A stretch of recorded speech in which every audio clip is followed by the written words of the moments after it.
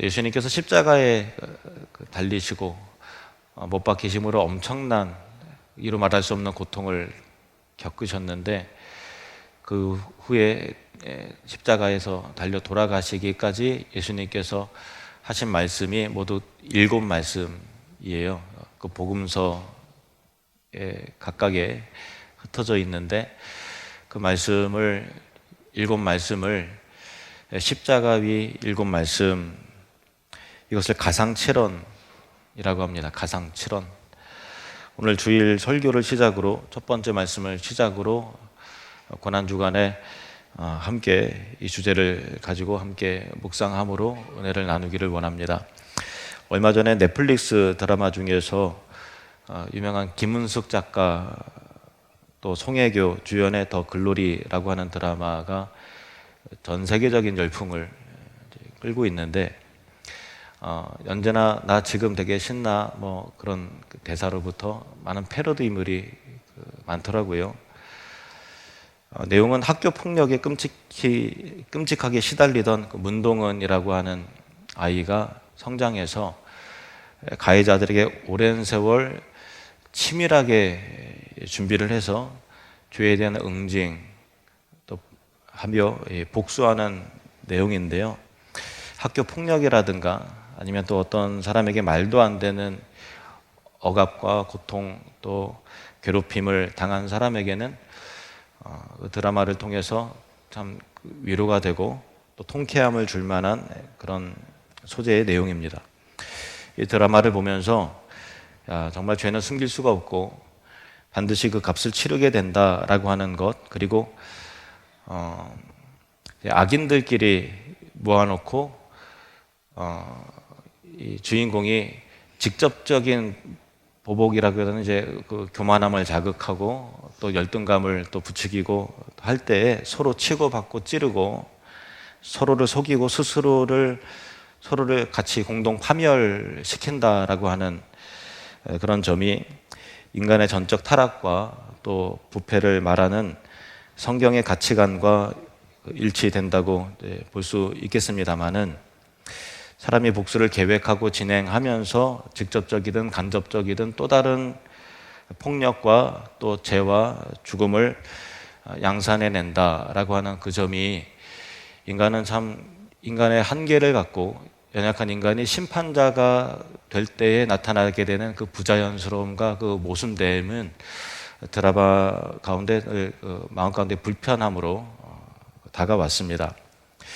이 드라마가 갖는 복수라는 주제와 전혀 방향이 다른, 이 세상 사람들에게서는 찾아볼 수 없는 또 다른 주제, 용서라는 주제를 우리에게 나타내 보이시기 위해서 하나님은 자신의 아들 독생자를 이 땅 가운데 보내주셨고, 십자가에 달려 우리의 모든 죄를 대신 짊어지고 달려 죽게 하셨습니다.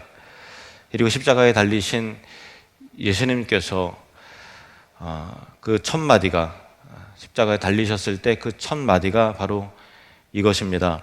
아버지, 저들을 사하여 주옵소서. 아버지, 저들을 사하여 주옵소서. 아버지께서 저 사람들을 용서해 달라는 이 한 말씀을 하시기 위해서 예수님은 이 땅에 오셨고 십자가에 달리신 것입니다. 십자가에 달리신 예수님께서 저들을 용서해 달라고 아버지께 간청하셨을 때에 예수님께서 언급하신 저들은 과연 누구인가? 라는 질문을 우리는 하게 됩니다. 저들은 앞서 소개한 더 글로리의 그 악당들보다 사실 더했으면 더했지 절대 못지않은 인간이었죠. 저들은 예수님께 가시관을 씌우고 희롱하면서 침 뱉고 또 갈대로 머리를 이렇게 때리는 군병들이었습니다. 저들은 너가 만약 하나님의 아들이거든 자기를 구원하고 한번 십자가에서 내려보라고 저주하고 모욕한 자들이었습니다. 저들은 이 사람의 피에 대하여는 나는 무죄하다 하고서 이 비겁하고 또 무책임한 판결을 내린 본디오 빌라도입니다. 또 저들은 빌라도 앞에서 예수님을 십자가에 못 박아 죽이라고 소리 지르고 고함치고 사람들을 부추긴 선동한 군중들이었습니다. 또 저들은 예수님을 죽이려고 함께 의논하고 결박하여 총독에게 넘긴 대제사장들과 또 백성들의 장로들이었습니다. 저들은 예수님은 사형에 해당한다면서 침뱉고 또 얼굴을 주먹으로 치고 손바닥으로 때린 이들이었습니다. 그리고 저들은 며칠 전까지만 해도 예수님께서 나귀를 타고 예루살렘에 입성하실 때 호산나 다윗의 자손이여, 가장 높은 곳에서 오신 호산나, 높은 곳에서 오신 이를 찬송하겠다고 소리친 사람들이었고, 그들은 예수님의 고난 앞에서 흩어지고 외면한 자들이었습니다. 예수님께서 하나님께 용서해 달라고 기도한 저 사람들은 바로 이러했을 것입니다. 그러나 저 사람들보다 예수님의 마음을 더 아프게 한 이들이 있습니다. 이들은 예수님을 배반하여 팔아버린 가룟 유다와 또 우리도 주와 함께 죽으러 가자라고 호기 있게 말했던 도마를 포함해서 지근거리에서 3년 동안 동고동락했으나 어둠이 닥치자 뿔뿔이 흩어져 버린 제자들, 특히 예수님을 절대로 배반하지 않겠다고, 주를 위해서 죽기를 각오했다고, 옥에도 갇히고 죽기를 각오했다고 장담했던 베드로, 그가 어둠 가운데서 고난이 닥치자 예수님을 모른다고 부인을 하고 심지어 예수님을 저주하고 욕하기까지 하면서 3번 부인했던 그 베드로일 것입니다. 그러면 우리는 또 어떠할까요? 우리는 분명 그 자리에 골고다 그 현장이 없었는데 예수님이 언급한 저들 가운데 우리의 이름이, 우리의 명단이 포함되었을까요? 하나님은 우리가 십자가 그 현장에, 골고다 현장에 분명히 있었다고 말씀을 하십니다. 사도행전 2장 36절 말씀. 그런즉 이스라엘 온 집은 확실히 알지니 너희가 십자가에 못 박은 이 예수를 하나님이 주와 그리스도가 되게 하셨느니라. 이렇게 말씀을 하십니다. 성경은 너희가 분명히 그 자리에 있었고 너희가 예수님을 십자가에 못 박았다고 그렇게 선언을 하고 있다는 사실입니다. 제가 신학교에 들어갔을 때 약 30년 전에 기독교 서점에 가서 어느 책을 구입을 하려고 들어갔다가 인상 깊은 어떤 그 엽서의 이 그림을 보게 되었습니다. 스크린 한번 보여주시겠어요? 제가 30년 전의 그림을 생각하면서 다시 인터넷 검색해서 막 찾아보니까 그 그림이 나오긴 하더라고요. 청바지를 입은 남자의 얼굴은 고통스럽게 일그러져 있고 힘없이 축 늘어져 있습니다. 예수님은 뒤에서 그를 안아 일으키고 계시는데 주님의 양손에는 못자국이 선명하게 새겨져 있습니다. 스크린에 잘 표현이 됐는지 모르겠어요. 가만히 보니까 이 남자의 양손에는 각각 커다란 망치와 대못이 들려져 있는 것입니다. 자신을 못 박은 이 사람을 예수님은 용서하면서 안아 일으키고 있는 그런 장면이고, 이 남자와 이 예수님의 보혈이 흥건하게 이제 흘러가고 있습니다. 이 그림의 주제는 용서였습니다. 이 작가가 말하고 싶은 주제는 청바지를 입은, 즉 오늘날 현대를 살아가는 모든 사람들이 골고다 언덕에 있고 자신의 죄로 예수님을 십자가에 못 박았다라는 것과, 비록 우리의 죄가 예수님을 그렇게 고통스럽게 죽였고 못 박았지만 그럼에도 불구하고 예수님은 우리를 다시 용서하여 일으키시며 구원해 내신다라고 하는 메시지가 이 그림 가운데 표현이 되어 있습니다. 제가 성시를 하나 소개를 합니다. 너였구나. 제목 너였구나. 옥타비우스 윈슬로. 너였구나. 내 죄, 내 잔인한 죄들이여. 영광의 주님을 그토록 괴롭게 한 것이. 내 죄 하나하나가 대못이 되고 내 불신앙 하나하나가 창이 되었구나. 너였구나. 주님의 죄 없는 머리에 하늘의 진노가 부어지게 만든 것이. 내 마음이여 찢어져라. 내 눈이여 울어라. 내 슬픔이여 피를 흘려라. 전능한 은혜여 뜨거운 눈물 솟구치도록 돌 같은 내 심령 치소서. 거짓 없는 애통 속에 깊은 회개로 내 눈 짓무를 때까지. 우리의 죄가 영광의 주님을 십자가에 못 박은 것이며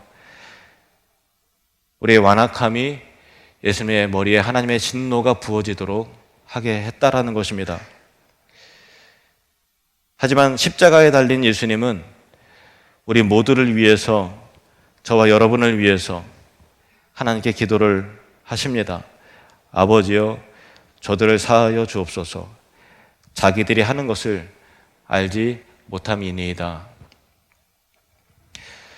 실제로 그들은 알지 못했습니다. 하나님이 누구신지 알지 못했고, 자기들이 고통스럽게 하는 십자가에 달린 저 사람이 누구인지 알지 못했고,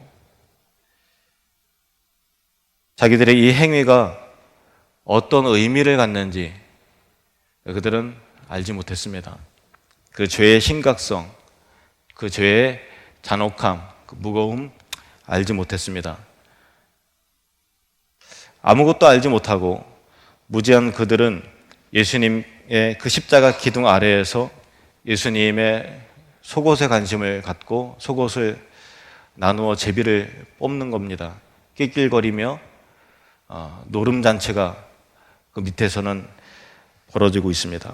이것을 통해서 그들의 완악함, 그들의 무지함, 그들의 양심의 무감각함 정도가 십자가와 극명하게 대조가 되어서 드러나는 것이죠. 십자가의 위에서는 놀라운 하나님의 구속사역이 이루어지고 그 보혈을 통해서 모든 죄사함과 용서가 이루어지는데, 십자가 아래에서는 그것과 전혀 무지한 그들이 예수님의 속옷에 관심을 기울이고 그것을 제법 뽑아 나누고 있는 이 영적 무지가 그들에게 있었다라는 것입니다. 그럼에도 불구하고 예수님은 아버지, 저들을 사하여 주옵소서, 자기들이 하는 것을 알지 못함이니이다 하고 기도하신 것입니다. 이것은 성경의 예언 그대로였습니다. 이사야 53장에 이는 그가 자기 영혼을 버려 사망에 이르게 하며 범죄자 중 하나로 헤아림을 받았음이니라. 그러나 그가 많은 사람의 죄를 담당하며 범죄자를 위하여 기도하였느니라. 이제 우리는 예수 그리스도의 십자가 구속 사역의 완성과 용서의 그 간구에 힘입어서 모든 죄를 용서함을 받았고, 또 하나님이 하신 용서의 일이 우리에게 어떤 의미와 가치를 갖고 있는지 우리는 비로소 말씀을 통해서 성령의 은혜 가운데 깨닫게 된 자들이 여기 모였습니다. 이제 우리는 하나님과 그의 아들 예수 그리스도를 모르는 자가 아니라 아는 자가 되었고, 십자가의 은혜를 경험한 자가 되었기 때문에 십자가의 그 용서의 메시지가 이제 우리에게로 담겨져서 또 다른 사람에게로 흘러가게 되어야 될 새로운 실천적 도전을 주고 있다는 사실입니다. 에베소서 4장 32절 말씀 우리 함께 읽겠습니다. 서로 친절하게 하며 불쌍히 여기며 서로 용서하기를 하나님이 그리스도 안에서 너희를 용서하심과 같이 하라.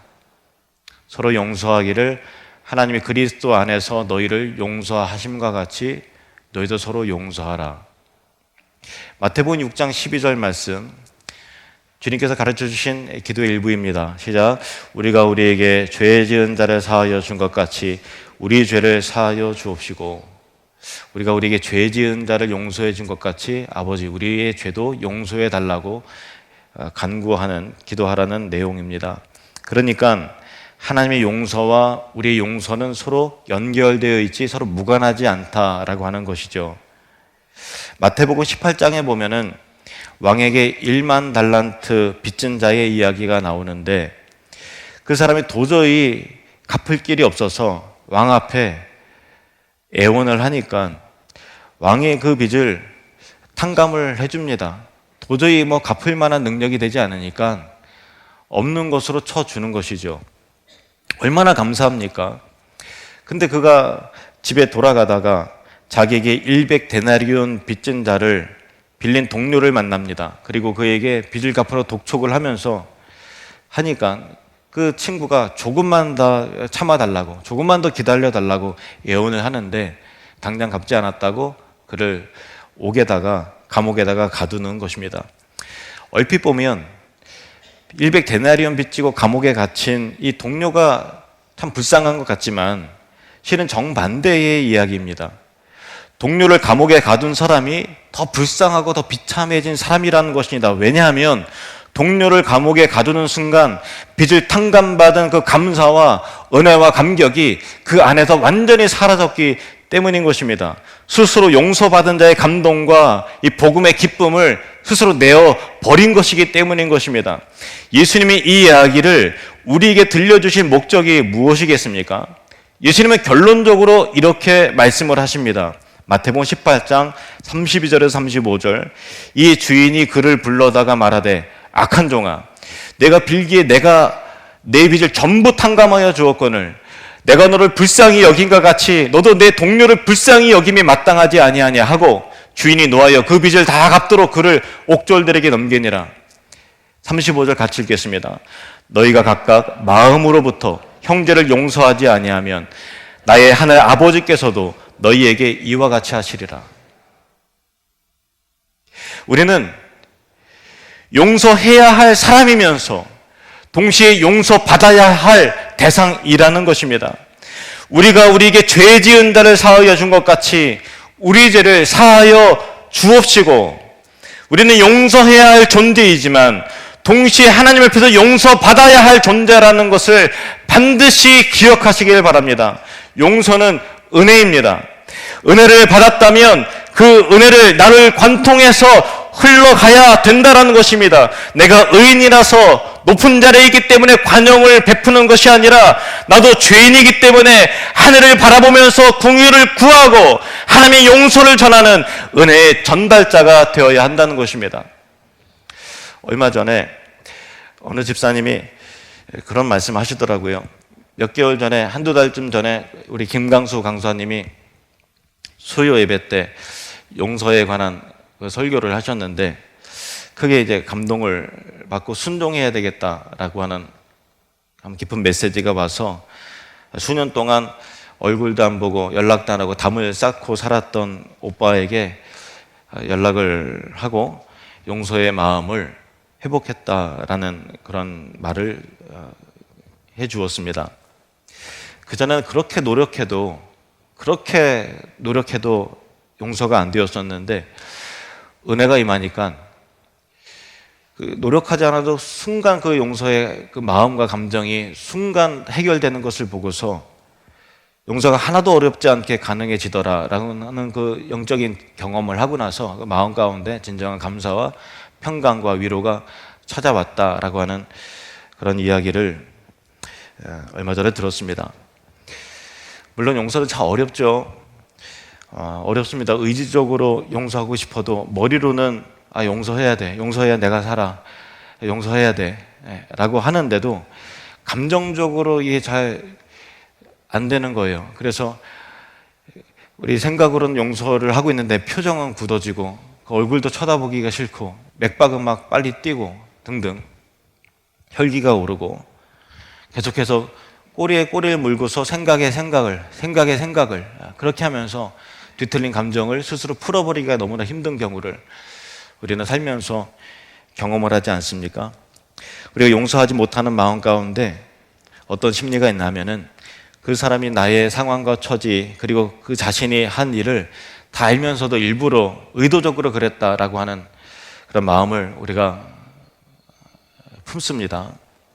그러나 예수님의 용서를 우리가 받은 자로서 예수님의 용서를 배우기 위해서 예수님의 기도를 우리가 따라하고 예수님의 그 용서의 방식 기도를 우리가 배워야 할 필요가 있습니다. 오늘 본문 34절 다시 한번 우리 같이 읽겠습니다. 아버지 저들을 사하여 주옵소서 자기들이 하는 것을 알지 못함이니이다. 아버지 저들을 사하여 주옵소서 자기들이 하는 것을 알지 못함이니이다. 사실 우리는 이렇게 기도하고 싶잖아요. 아버지 저들을 절대 용서하지 마십시오. 왜냐하면 다 알고 그런 겁니다. 자기들이 다 알면서 의도적으로 저지른 악입니다. 그렇기 때문에 저들 절대 용서하지 마십시오. 이것이 우리가 실상 하고 싶은 기도일 것입니다. 근데 여러분, 우리 마음 가운데 기본 전제로 깔고 있는 저들이 다 알고 그랬습니다.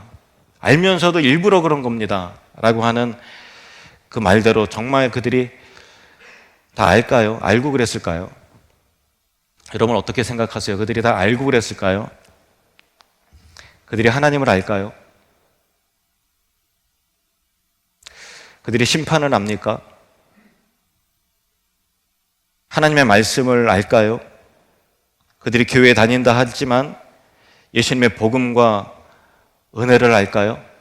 교회 질서를 알까요? 아직 잘 모르기 때문에 그런다는 것입니다. 죄의 파괴적인 결과를 잘 모르기 때문에 그러는 것이며, 부모님의 사랑을 알지 못하기 때문이며, 친구와 형제의 소중함을 알지 못하기 때문이며, 무엇보다 자신의 모습을 알지 못하기 때문에 그러는 것입니다. 저는 이게 핸드폰이나 뭐 어떤 컴퓨터로 영화나 드라마를 이렇게 가끔 볼 때 내용이 좀 진지하고 심각한 내용이면은 저 얼굴이 오만 인상을 다 쓰는 거예요. 완전히 이제 이렇게 하면서 완전히 찌그러집니다. 근데 저는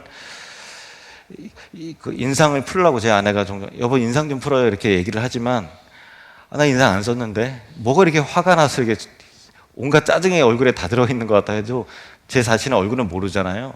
그래서 저는 화난 적 없다, 짜증 낸 적 없다 이게 부인을 하는데, 그래서 몰래 와서 제 사진을 찍어서 제 얼굴에 사진 찍어서 저한테 보여줘요. 그러면 진짜 심각할 정도로 오만 인상을 쓰는데 그 마음 가운데 저는 제 심리는 진지하게 그거를 바라보는데 제 얼굴은 정말 엄청나게 화가 나고 짜증나는 그 표정이 얼굴에 있더라고요.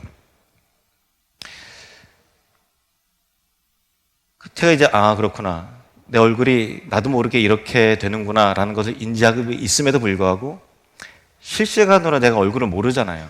그러니까 또 뭔가 집중하다 보면 얼굴에 인상을 쓰고 있어요. 그래서 혹시나 하고 나서 그 얼굴 그대로 거울을 향해 딱 돌려보면 역시나 사진에서 봤던 그 화난 표정, 일그러진 표정이 제가 짓고 있더라고요. 내가 잘 나를 모르는 거죠. 실시간으로 바뀌는 제 얼굴의 표정을 내 스스로가 인지 못하는 것입니다. 그래서 반복적으로 또 인상을 쓰고 하는 것이죠. 여러분도 여러분의 얼굴 잘 모르잖아요. 여러분의 마음, 여러분의 감정, 여러분의 말투 잘 모르시지 않습니까? 우리는 자기 자신을 모릅니다. 자신의 행위, 죄악의 깊이, 나의 완고함과 교만함, 우리는 잘 모릅니다. 그리고 하나님의 영광, 하나님의 은혜와 사랑 아직 잘 모르지요. 우리가 몰라서 그러는 것입니다. 그런데 그 사람은 더 몰라서 그러는 것이죠. 예수님께서 이렇게 기도하셨습니다. 다시 한번 같이 읽겠습니다.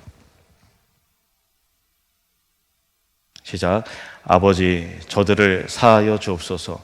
자기들이 하는 것을 알지 못함이니이다. 한 번 더요. 아버지, 저들을 사하여 주옵소서. 자기들이 하는 것을 알지 못함이니이다. 예수님의 가상칠언의 첫 번째 이 말씀은 우리를 향한 예수님의 기도입니다. 우리를 위한 기도인 것이죠. 그리고 동시에 우리가 배우고 따라해야 할 기도인 것입니다. 기도하시겠습니다.